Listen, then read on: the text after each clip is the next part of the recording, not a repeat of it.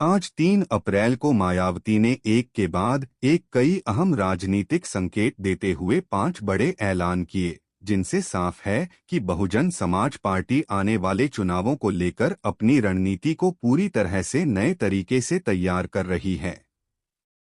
सबसे पहले उन्होंने संगठन को जमीनी स्तर पर मजबूत करने के लिए बड़े पैमाने पर नए जिलाध्यक्षों और पदाधिकारियों की नियुक्ति की बात कही, ताकि पार्टी की पकड़ हर जिले और गांव तक मजबूत हो सके।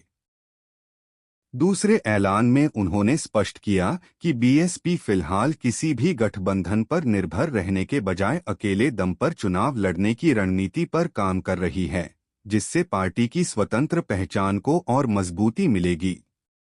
तीसरे बड़े फैसले में उन्होंने दलित, पिछड़े और अल्पसंख्यक वर्ग के मुद्दों को फिर से केंद्र में लाने पर जोर दिया और कहा कि सामाजिक न्याय, बराबरी और अधिकारों की लड़ाई को और तेज किया जाएगा, जो बीएसपी की मूल विचारधारा रही है।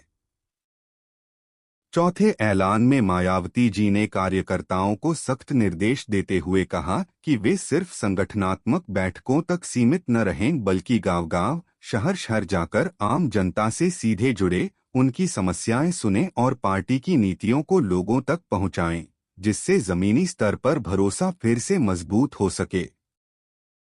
वहीं पांचवें और सबसे राजनीतिक रूप से अहम बयान में उन्होंने विरोधी दलों पर निशाना साधते हुए कहा कि वर्तमान राजनीति में बीएसपी ही एक सशक्त और विश्वसनीय विकल्प बनकर उभर सकती है और जनता अब बदलाव की तलाश में है। ऐसे में पार्टी को इस मौके का फायदा उठाकर पूरी ताकत के साथ चुनावी मैदान में उतरना चाहिए। इन सभी ऐलानों से यह स्पष्ट होता है कि मायावती जी पार्टी को फिर से राष्ट्रीय स्तर पर मजबूत करने और अपने पारंपरिक वोट बैंक को सक्रिय करने की दिशा में आक्रामक रणनीति अपना रही हैं, जिसका असर आने वाले चुनावों में साफ तौर पर देखने को मिल सकता है।